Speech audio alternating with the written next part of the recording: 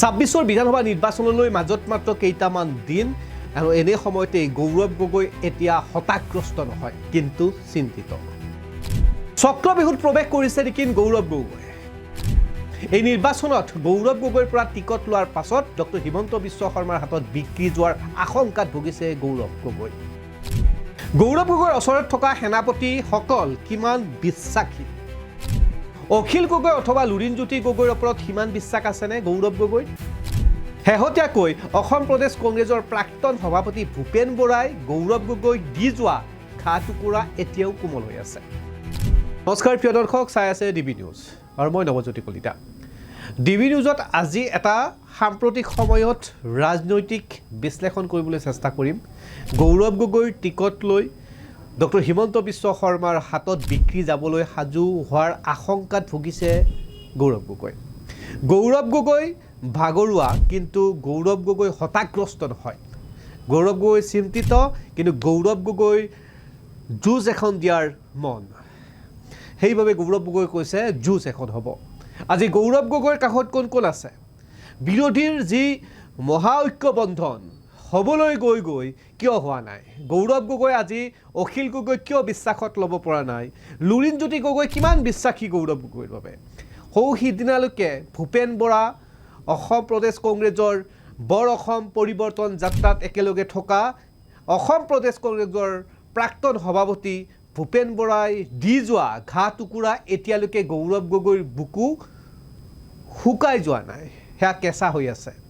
ইতিমধ্যে পৰিৱৰ্তনৰ যাত্ৰাত ষ্টাৰ কেম্পেইনাৰ হিচাপে ভূপেন বৰাৰ ছবিসমূহো গৌৰৱ গগৈৰ লগতে প্ৰদ্যুৎ বৰদলৈ, ৰিপুণ বৰা, ৰকিবুল হুছেইনৰ লগত বিভিন্ন ঠাইত বেনাৰ লগাইছিল। আজিৰ তাৰিখলৈকে সেই বেনাৰসমূহৰ পৰা ভূপেন বৰাৰ ছবিটো গুচাব পৰা নাই। পৰিৱৰ্তনৰ যাত্ৰাত মীৰা বৰঠাকুৰ, দেৱব্ৰত শইকীয়া আৰু ভূপেন বৰা আৰু লগত আছিল গৌৰৱ গগৈ ভাষণ দি থকাৰ সময়তেই এটা ইংগিত দিয়া প্ৰসংগক লৈ সামাজিক মাধ্যম তোলপাৰ হৈ পৰিছিল। আনকি বিজেপিত তেতিয়া মুখ্যমন্ত্ৰী ডক্টৰ হিমন্ত বিশ্ব শৰ্মাও তোলপাৰ লাগিছিল। লখিমপুৰৰ হস্পিটেললৈকে যোৱাৰ সময়ত এগৰাকী যুৱতীক কেন্দ্ৰ কৰি ৰিপুণ বৰা প্ৰসংগত চৰ্চিত হৈছিল। তেনেধৰণৰ বহু ঘাত প্ৰতিঘাত কংগ্ৰেছৰ এই পৰিৱৰ্তনৰ বৰ অসম যাত্ৰাত হৈছিল আৰু সেইজন ভূপেন বৰাই আজি কিন্তু গৌৰৱ গগৈৰ লগত নাই। গতিকে গৌৰৱ গগৈ এক প্ৰকাৰ চক্ৰবেহুত সোমাই পৰিছে। আজিৰ এই ভিডিঅ'ত আপোনালোকক জনাম গৌৰৱ গগৈৰ আজিৰ দিনটোত যুঁজ এখন হ'ব বুলি কোৱা গৌৰৱ গগৈ আজি ভাগৰা নাই, যুঁজ এখন কৰাৰ কথা চিন্তা কৰিছে, কিন্তু গৌৰৱ গগৈ সম্পূৰ্ণৰূপে অকলশৰীয়া হৈ পৰিছে নেকি? আপোনালোকেও আপোনালোকৰ মতামতসমূহ ধাৰণাসমূহ কমেণ্টত জনাব পাৰে। গৌৰৱ গগৈৰ হৈ বাই থকা আজিৰ তাৰিখত নেতাসমূহ গৌৰৱ গগৈৰ বাবে কিমান বিশ্বাসী? কেইটামান বিশেষ পৰ্যায়ৰ পৰিকল্পনা লৈছে নেকি গৌৰৱ গগৈ 26 চনৰ বিধানসভা নিৰ্বাচনৰ বাবে? গৌৰৱ গগৈ সকলো কথা পূৰ্বতেও জানিছিল যে ভূপেন বৰা গৌৰৱ গগৈৰ লগত বেছিদিন নাথাকিব। গৌৰৱ গগৈ এই কথাও ভাল ধৰণে জানে যে অসমৰ ৰাজনীতিত অসম প্ৰদেশ কংগ্ৰেছৰ সভাপতিৰ দায়িত্বত লোৱা পূৰ্বৰ ৰিপুণ বৰাক যেতিয়া সভাপতিৰ পৰা পদটো এৰি দিয়া হৈছিল বা পদটো গৈছিল, তেতিয়াই কিন্তু ৰিপুণ বৰায়ো অসম প্ৰদেশ কংগ্ৰেছ ত্যাগ কৰি যোগদান কৰিছিল অসম তৃণমূল কংগ্ৰেছৰ আৰু সভাপতিৰ দায়িত্ব লৈছিল। অৰ্থাৎ ক্ষমতাৰ বাবে ৰিপুণ বৰাও কংগ্ৰেছ দলৰ আঁতৰি যোৱাৰ অভিজ্ঞতা বা সেই দিনৰ কংগ্ৰেছৰ কথাও গৌৰৱ গগৈ জানে।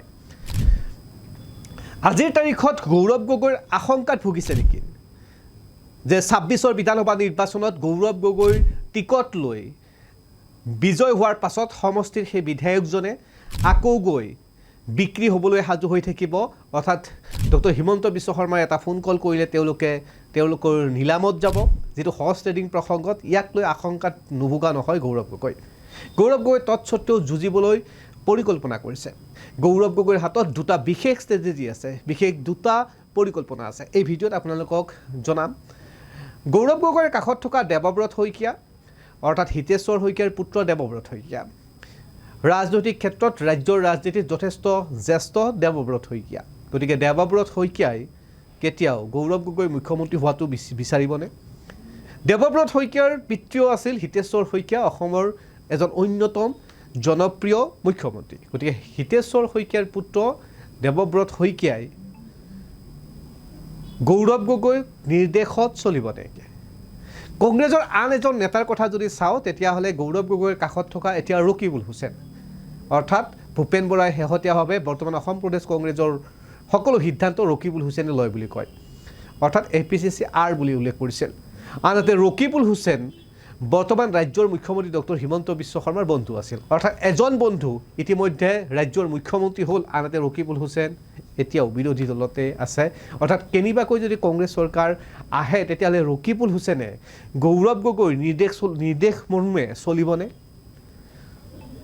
এইসমূহ প্ৰশ্ন আপোনালোকে উত্তৰসমূহ দিব আনহাতে আমি প্ৰদ্যুৎ বৰদলৈৰ কথাটো যদি বিশ্লেষণ কৰিবলৈ চেষ্টা কৰোঁ এই ভিডিঅ'ত প্ৰদ্যুৎ বৰদলৈ প্ৰসংগত ইতিমধ্যে 2029 চনটো বান্ধি দিছে মুখ্যমন্ত্ৰী ডক্টৰ হিমন্ত বিশ্ব শৰ্মাই পূৰ্বত যেনেধৰণে ভূপেন বৰাক মাৰ্চৰ মাহ বান্ধি দিছিল 2026 বৰ্ষত যেতিয়া সভাপতিৰ পদটো গৈছিল ভূপেন বৰাৰ তেতিয়াই মুখ্যমন্ত্ৰী উল্লেখ কৰিছিল যে ভূপেন বৰাই বিজেপি কংগ্ৰেছত থাকিব নোৱাৰে তেওঁ বিজেপিলৈ আহিব আনকি 2026 বৰ্ষৰ মাৰ্চ মাহ পৰ্যন্ত কৈ দিছিল আৰু সেই মৰ্মে সেয়াই হ'ল গতিকে প্ৰদ্যুৎ বৰদলৈৰ ক্ষেত্ৰত 2029 চনটো নিৰ্ধাৰণ কৰি দিছে মুখ্যমন্ত্ৰী ডক্টৰ হিমন্ত বিশ্ব শৰ্মাই আনহাতে প্ৰদ্যুৎ বৰদলৈও প্ৰয়াত অসমৰ মুখ্যমন্ত্ৰী তৰুণ গগৈৰ কাৰ্যকালত কেবিনেট পৰ্যায়ৰ মন্ত্ৰী আছিল অৰ্থাৎ আজি গৌৰৱ গগৈ অৰ্থাৎ তৰুণ গগৈৰ পুত্ৰ গৌৰৱ গগৈৰ নিৰ্দেশ মানি প্ৰদ্যুৎ বৰদলৈ চলিব জানো কংগ্ৰেছৰ ভিতৰ চৰাৰ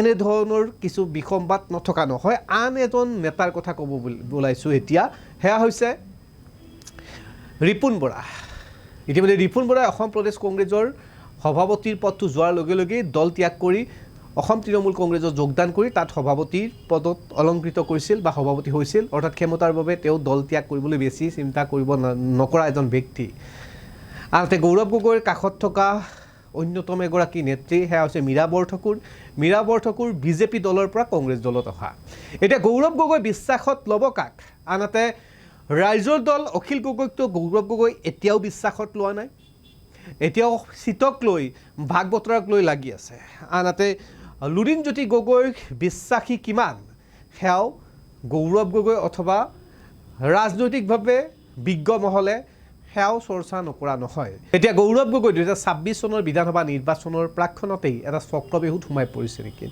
কিন্তু গৌৰৱ গগৈ দুটা বিশেষ নীতি নিয়মেৰে গৌৰৱ গগৈ 26ৰ বিধানসভা নিৰ্বাচনত অৱতীৰ্ণ হ'ব পাৰে ইয়াৰ ভিতৰত অন্যতম এটা নীতি নিয়মৰ ভিতৰত পৰিব গৌৰৱ গগৈক প্ৰত্যক্ষ অথবা পৰোক্ষভাৱে সহায় কৰিব পাৰে গৌৰৱ গগৈৰ পিতৃ তৰুণ গগৈৰ কাৰ্যকালত অৰ্থাৎ 15টা বছৰৰ কাৰ্যকালত বহুত IAS অফিচাৰ অথবা ৰাজ্যৰ শীৰ্ষ পৰ্যায়ৰ বিষয়াসকলে যাতে কত 2 নম্বৰী এটা কাম কৰিব নোৱাৰে তেনেধৰণৰ যিসমূহ তৰুণ গগৈৰ দিনত নিকা নিযুক্তি হৈছিল গতিকে তেওঁলোকে গৌৰৱ গগৈক সহায় কৰিব পাৰে আন এটা অন্যতম আৰু গুৰুত্বপূৰ্ণ নীতি গৌৰৱ গগৈৰ বাবে সহায়ক হ'ব পাৰে সেয়া হৈছে বিজেপি দলৰ ভিতৰ চৰাটো টিকট নিবিচৰা নহয় আৰু বিজেপি দলৰ প্ৰতিটো সমষ্টিতেই কমেও 5জনকৈ ব্যক্তিয়ে টিকট প্ৰত্যাশী অথবা টিকট বিচাৰি আবেদন অথবা তেওঁলোকৰ মনত পুহি ৰখা সপোনটো নথকা নহয় গতিকে এই সমষ্টিসমূহত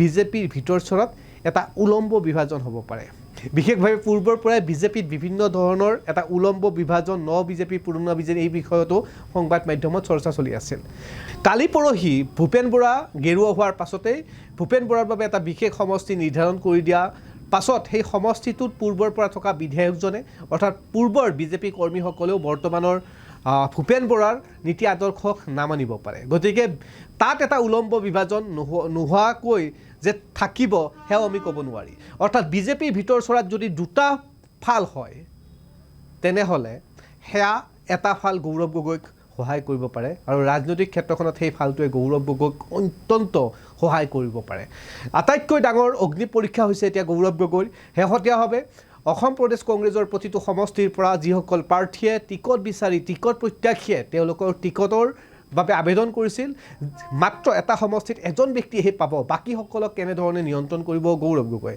এতিয়ালৈকে গোলাঘাট জিলাৰ সৰুপথাৰ সমষ্টিৰ পৰা সমষ্টিবাসীসকলে ওলাই আহি গৌৰৱ গগৈ কৈছে যে আমাৰ সমষ্টিটো কোনো কাৰণতে লুৰিণ জ্যোতিৰ দলটোক আমি দিব নিদিওঁ আমাৰ পূৰ্বপুৰুষৰ পৰা সকলোৱে কংগ্ৰেছ কৰি আছে কংগ্ৰেছৰ ইয়াত ভেটি আছে এনেধৰণৰ কিছু পৰীক্ষাৰ সন্মুখীন হ'ব গৌৰৱ গগৈ মুঠৰ ওপৰত এতিয়া চক্ৰবেহুত প্ৰৱেশ কৰিছে নেকি গৌৰৱ গগৈ এই উত্তৰো আপোনালোকে দিব